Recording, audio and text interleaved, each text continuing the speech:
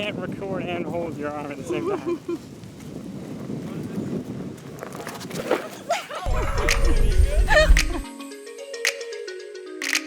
Hey guys, we got a pint. Here's our first impressions and a few comparisons between the pint and the XR.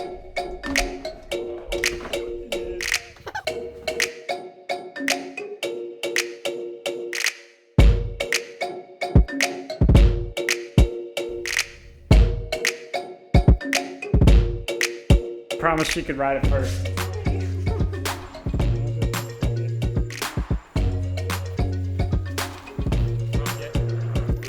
It's super zippy, it carves easy, it's easy to pivot. This guy carves super nice with the rounded tire compared to the stock Vega that comes on the XR. And it looks great. It's super polished, clean. I say it looks so good that I'm nervous to try much until we get our rail guards, float plates, and other protective. Fender. Yeah, fender for sure. The new light bar is awesome.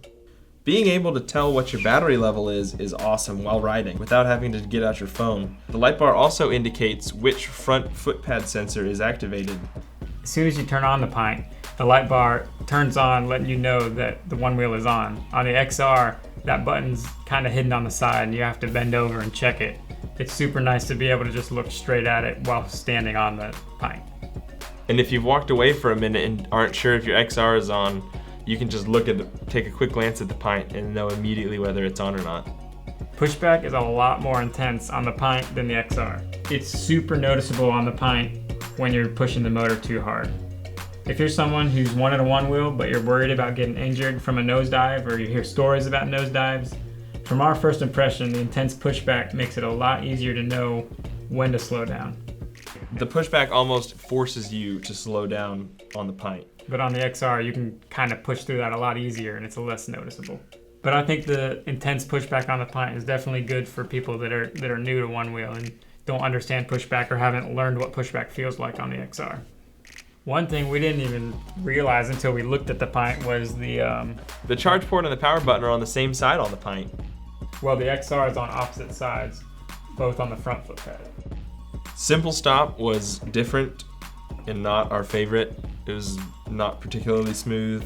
This is probably due to us being used to dismounting the XR. I think the fact that you have to start riding backwards and then it deactivates, it just feels, it's a little jerky right now. I don't know if they can fix that in software, but it's not terrible, but it's just not our favorite. This did lead to a new way to stop on the pint. We actually had 2 pints and 2 XRs when we recorded these clips. And so we put all 4 laid side by side to compare them. When the pint's specifications were first released, it didn't look that different on paper compared to the XR. But when we got the pint in and stood them next to each other, the pint is definitely a lot smaller if you're used to the XR or the Plus. And the pint definitely does not have as many accessories yet, which may be a make or break deal which one you'd want to choose. But that will change and has already been changing as Float Life, Craft and Ride, Flight Fins, and other companies are all on top of it. Wearing a size 12 pint definitely feels smaller on your foot. Getting your feet in the right place is a lot easier on the XR with larger feet. Your foot placement on the pint has to kind of be more perfect. I can throw my foot on the XR in pretty much any position and I feel like I can ride. The pint, I have to only be within like a few inches of the correct position or else it feels like the center of gravity is off and I feel unbalanced. Like even with my smaller feet, they have to hang off the edge a little bit, and it just took a little getting used to. It's not the end of the world. It's still super fun, but it's just definitely different. The XR, I mean, my whole foot is pretty much on the foot pad. Off-road can be done on both, but it's much better on the XR than the pint. I rode the pint up and down this grassy hill with some tree roots, and it was able to handle it fairly well until I took my XR up and down that same hill, and I immediately did not want to get back on the pint. The XR just crushed the hill way faster, got me down faster, got me up faster, handled the roots and the grass and the bumpiness better. The pint struggled getting me up the hill. The XR didn't even flinch. Pint, at my weight, I'd rather be on an XR.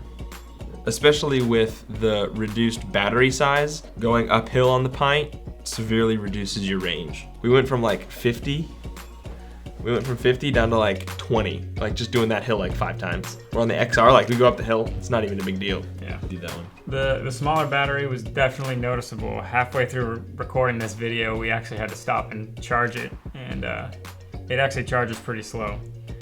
I think this mostly has to do with them cutting costs on the Pint to keep it affordable, and it definitely takes a lot longer to charge than the XR. Being so used to the XR, trying to pick the Pint up can be a challenge. So I'm super used to the XR, so I can't tell you how many times I've leaned forward and tried to pick up the Pint from the handle under the front foot pad that's not actually there.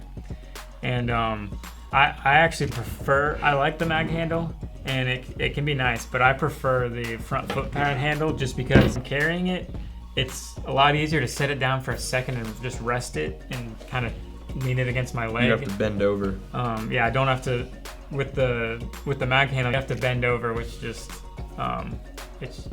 while it is lighter, it's still a heavy little guy. The float wives also got to try out the Pint.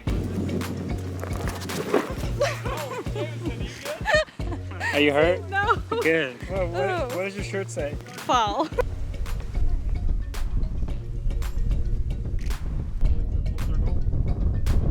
Tables now. Go. Faster. A buddy of ours bought a Pint with no one-wheel experience, and he absolutely loves it. He rides it to his college classes every day. He loves the weight. He loves the handle.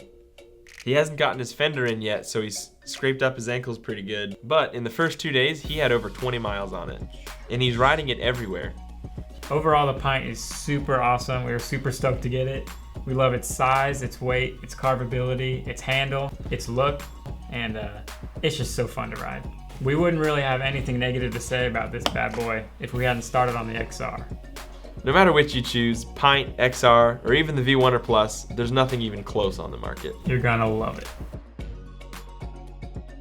If you like this video, give us a thumbs up. If you missed last week's video, check it out up here. And if you haven't already, hit that subscribe button so you don't miss any of our new videos. And ring that notification bell. And follow us on Instagram @Florida Float Brothers. Is it breaking and recharging, or is it breaking and breaking it?